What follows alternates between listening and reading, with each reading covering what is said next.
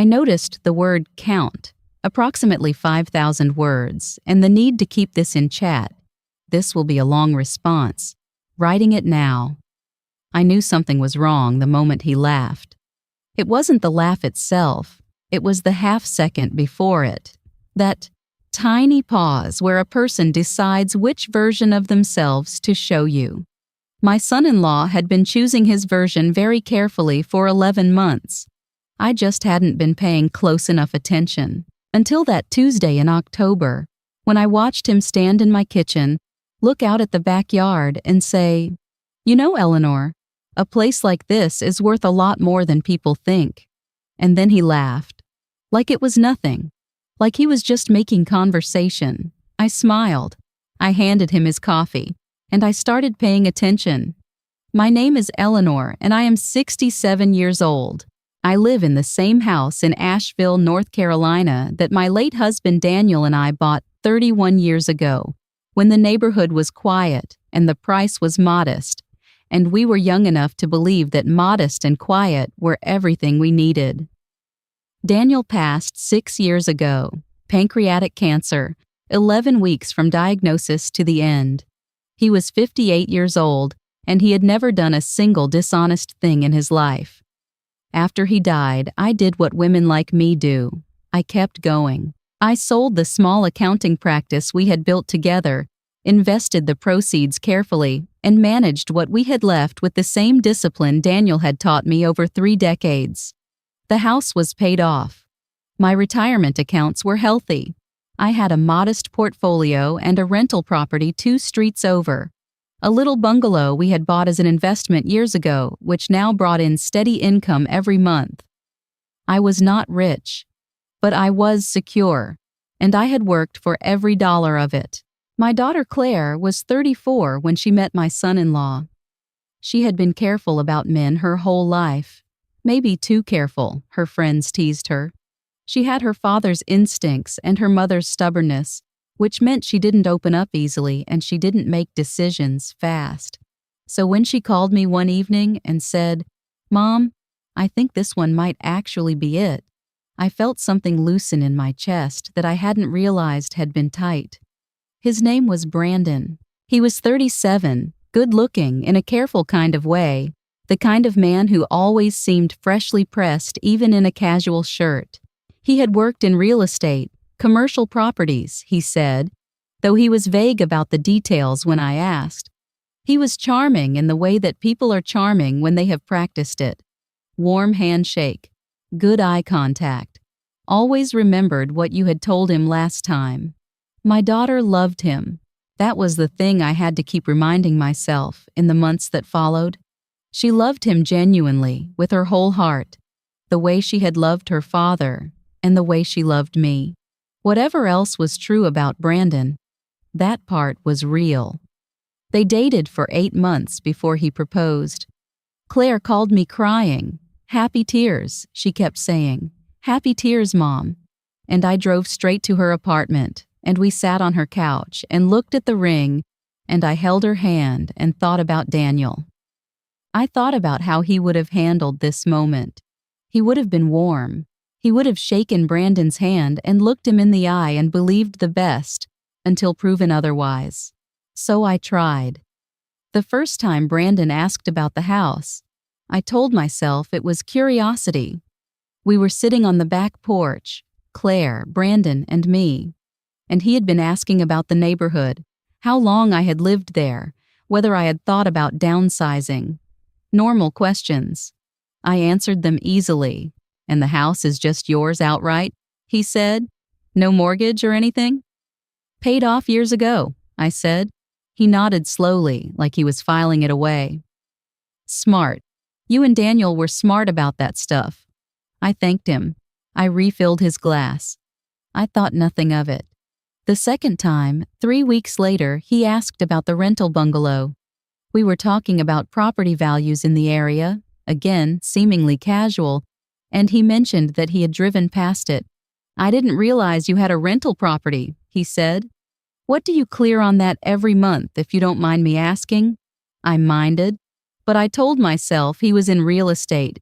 It was a professional reflex. and I gave him a general answer that wasn't really an answer at all. He seemed satisfied. The third time, I started to feel it. That low, quiet hum of something not right. We were at dinner. The four of us, Claire and Brandon, my friend Maureen, and me. And somehow the conversation moved to estate planning. Brandon brought it up. Looking back, I think he always brought it up, but he was skilled enough that it never felt that way in the moment. He talked about a client he had worked with, an older woman who had made things unnecessarily complicated for her family by not having her affairs in order. "It's just so much easier for everyone when it's clear," he said, looking at me with that warm, practiced gaze. "Who gets what? How things transfer. It takes the burden off the people you love." "I have a will," I said. "Of course," he said, and he smiled. "Claire mentioned you work with an attorney. That's great. That's really the right way to do it." That night, after they left, Maureen looked at me over the rim of her wine glass and said, "He asks a lot of questions about your finances. He's in real estate," I said. Said Maureen. I have known Maureen for 22 years. She's a retired family court judge. When she makes that sound, you listen. I started keeping notes. Nothing dramatic, just a small notebook I kept in my bedside drawer, where I wrote down the date and a brief record of whatever Brandon had asked or said that touched on money, property, or my estate. Within 6 weeks, I had 11 entries. He asked whether I had a financial advisor, and who it was. He mentioned twice that joint ownership of property could simplify things enormously. He brought up a news story about elderly women being defrauded by financial institutions and said, gently, that it was important to have someone trustworthy managing things. He asked Claire in front of me whether I had ever thought about moving somewhere with more support, a retirement community perhaps. Claire had looked confused. "Mom's completely independent," she said. "She doesn't need support." Brandon had nodded and said, of course," and smiled at me in a way that made me feel like I had just been examined. I called my attorney, a woman named Patricia who had been handling my affairs for 9 years. I told her I wanted to review everything. She said she would set up an appointment. What I found out at that appointment changed the temperature of everything. 2 months earlier, someone had pulled a copy of the deed to my rental property. Patricia said it wasn't unusual. Deeds are public record. But the timing aligned exactly with when Brandon had started asking about the property. She had also received a call, which she hadn't thought much of at the time, from a man identifying himself as a financial consultant working with my family, asking whether I had a trust in place and what assets it might include. Patricia had given him nothing, but she hadn't mentioned it to me because she hadn't realized the significance. I sat in her office for a long moment. "Can someone contest a will?" I asked. "On the grounds that the person who wrote it wasn't competent?" Patricia looked at me carefully. "It happens," she said. "It's called a competency challenge. It's very difficult to succeed at, but it can drag on for years and create enormous legal costs. The stronger your documentation of competency, the more consistent your records of managing your own affairs, the harder it is to challenge. And if someone wanted to build a case that I wasn't competent," I said slowly, "what would they need?" "They would need medical documentation," she said, "or testimony, or financial records showing erratic behavior." She paused. "Eleanor, is there something specific you're concerned about?" I told her everything. She was quiet for a moment. Then she said, "I want you to make an appointment with your doctor, today if possible. Tell her you want a full cognitive evaluation on record, not because you need it, but because you want documentation of your baseline. And I want you to move certain assets before the wedding." I drove home and sat in Daniel's chair, the old leather one in the study that I had never been able to get rid of. And I thought about my daughter, about the way she had cried happy tears on the phone, about the way she looked at Brandon across the dinner table, like he was the answer to something she had been holding a question about for a long time. I thought about whether I was wrong. I turned it over carefully, the way Daniel had taught me to turn things over, looking for the version of events where I was the problem. Maybe Brandon was just professionally curious. Maybe the questions were innocent. Maybe I was a grieving widow making a villain out of a decent man because I missed my husband and I was afraid of losing my daughter. But then, I thought about the call to Patricia's office, the deed inquiry, the 11 entries in my notebook. Daniel always said, "Trust your instincts and then verify. Don't act on instinct alone, but don't dismiss it either." I made an appointment with my doctor for the following week. 3 days later, I was at the grocery store when I ran into a woman named Gail, a neighbor, someone I had known for years. And she mentioned, almost as an aside, that a man had come to her door the previous month asking questions about me. He had said he was a concerned family member and wanted to know whether I had seemed confused or forgetful lately, whether I had any trouble managing day-to-day tasks, whether my behavior had changed since my husband's death. Gail had told him I was the sharpest woman she knew and closed the door in his face. She hadn't called me because she thought he was just some oddity, a confused person at the wrong house, maybe. I stood in the cereal aisle and felt something that was not quite anger, something colder and more useful than anger. I called Maureen from the parking lot. "He's building a case," I said. There was a pause. "Come over," she said. "Now." We sat at Maureen's kitchen table for 2 hours. She had spent 20 years in family court. She knew exactly what the playbook looked like. The slow accumulation of evidence that an elderly person was incompetent, the manufactured paper trail, the friendly witnesses who had been coached to remember certain things. She had seen it happen to women who were perfectly lucid, perfectly capable, women who had simply made the mistake of trusting the wrong person. The goal, she said, is usually to get control of the assets before or shortly after the marriage. A competency challenge doesn't even have to succeed. It just has to create enough chaos that the person agrees to give up control to make it stop. "He would need medical documentation," I said. "He has none." "He was trying to get it from your neighbors," she said. "He would need financial records showing erratic behavior." "All my finances are in order, perfectly documented." "Then he was going to have to manufacture something," she said. "Or wait." She looked at me. "Eleanor, does Claire know any of this?" I shook my head. "You need to think carefully about when to tell her," Maureen said. "And how." The wedding was 4 months away. I thought about it every day. Not the wedding itself, but Claire. The way she trusted me. The way she had always been able to bring me her hardest things and know I would handle them with care. I had never lied to my daughter. I had never hidden something from her to protect her, because Daniel and I had agreed early on that protection wasn't the same thing as honesty. But I also knew that if I told Claire too soon, before I had everything documented and solid, I risked 2 things. She might not believe me, which would damage something between us that might take years to repair. Or she might confront Brandon, who would deny everything, destroy any evidence, and become more careful. I needed to be ready first. Over the next 2 months, I worked quietly.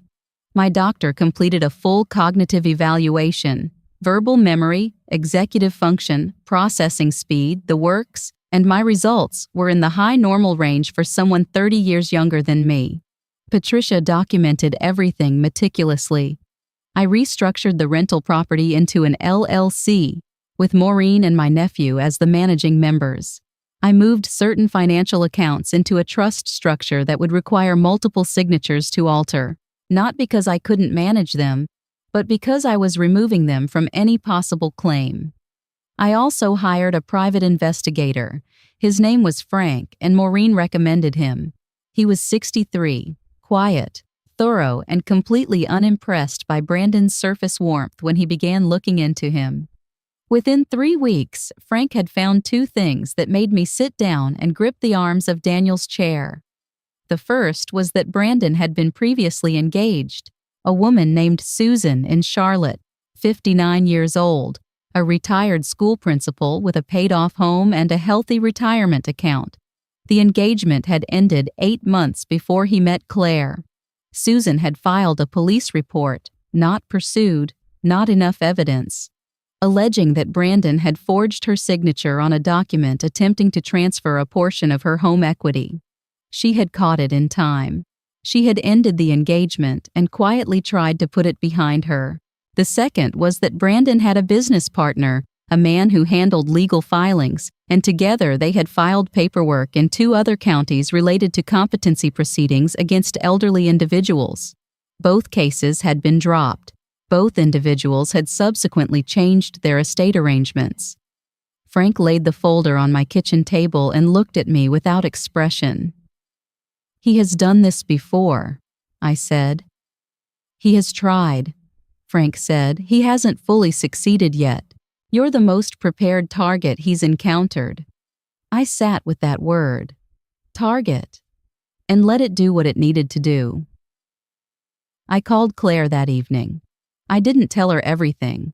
I told her I had some concerns I wanted to share with her and asked if she could come over that weekend, without Brandon, just the 2 of us. She said, of course. She sounded a little uncertain, the way you sound when you already sense that something is coming but aren't ready to name it yet. She sat across from me at the kitchen table, the same table where Brandon had asked his questions over coffee and wine, and I laid it out for her. Not emotionally, methodically. The notebook, the call to Patricia, the neighbor, Frank's findings, Susan in Charlotte. Claire was quiet for a very long time. "Mom," she finally said. Her voice was strange, tight, and small. "I know," I said. "I need to—" She stopped, started again. "I need some time to think." "Take whatever you need," I said. "I'm not going anywhere." She left without finishing her coffee, and I washed both cups and dried them and put them away, and went and sat in Daniel's chair in the dark. She called me 4 days later. Her voice was different this time, steadier, older, almost. "I went through his things," she said, while he was at work. A pause. "Mom, I found a folder." I closed my eyes. "It had printouts," she said. "Property records, your accounts. I don't know how he got those. Something from a doctor that looked like I think it had been altered. A name crossed out and mine written in." Her voice cracked. "Mine." He had written my name on it. He had been preparing documentation suggesting that Claire had medical concerns about my competency. He was going to use my own daughter as a witness against me, without her knowledge, without her consent. There was a silence between us that held everything, grief and fury and love and relief, all at once. "Tell me what to do," my daughter said. "We had 3 weeks until the wedding. We didn't cancel it. That was Claire's decision, and I supported it completely. She said she didn't want to tip him off. She didn't want him to run. She wanted him to stand in a room full of people and face what he had done. Maureen called it the most legally unorthodox plan she had ever been adjacent to, and then she helped us execute it. We worked with Frank to compile everything into a formal package: the prior engagement, Susan's police report, the forged document attempt, the neighbor testimony, the deed inquiry, the business partner's filings, and delivered it to a detective at the local precinct 10 days before the wedding. The detective, a woman named Harris who had worked financial crimes for 12 years, looked through the folder and told us to proceed with our plan. She would have officers present at the venue. Claire went to every remaining wedding appointment with Brandon and acted exactly as she had before. I watched my daughter do the hardest thing I have ever seen her do: smile at a man she now knew had been planning to use her against her own mother, and give him nothing. She was her father's daughter. right down to the bone. The morning of the wedding was clear and cold, one of those November days in the Carolina mountains that looks like a painting. I drove to the venue alone and sat in the parking lot for a moment, looking at the building where my daughter was about to walk to an altar. I thought about Daniel. I thought about the 11 entries in my notebook. I thought about Susan and Charlotte, who had caught it in time and still never quite recovered, according to Frank. I thought about the women who hadn't caught it in time. Then I went inside. The ceremony was small, 60 guests. Brandon stood at the altar looking exactly as he always did, freshly pressed, warm-eyed, entirely self-composed. He saw me walk in and smiled. I smiled back. Claire walked down the aisle on her own, because her father was gone and she had said she wanted to walk for herself. She was wearing the dress we had chosen together, ivory with long sleeves, and she carried a small bouquet of garden flowers, her grandmother's favorites. She reached the altar. The officiant began. I watched my daughter's face during the vows. She was so still, so controlled. I have never been more proud of her in my life. And then, just before the officiant asked for the rings, Claire turned. Not to Brandon, to me. She looked at me the way she used to look at me when she was small and frightened and needed to know that someone had her. That steady, certain 12-word look that said, I know you're there, and I know you won't leave. She turned back to Brandon. I have something I need to say, she said. The room shifted. That particular silence that happens when 60 people suddenly become uncertain of what they are witnessing. I love you, she said to him. Her voice was clear and even, and I will hear it for the rest of my life. I loved who I thought you were, and I want you to know that I know exactly who you are. Detective Harris came through the side door. She had 2 officers with her. Brandon's face did something I won't try to describe.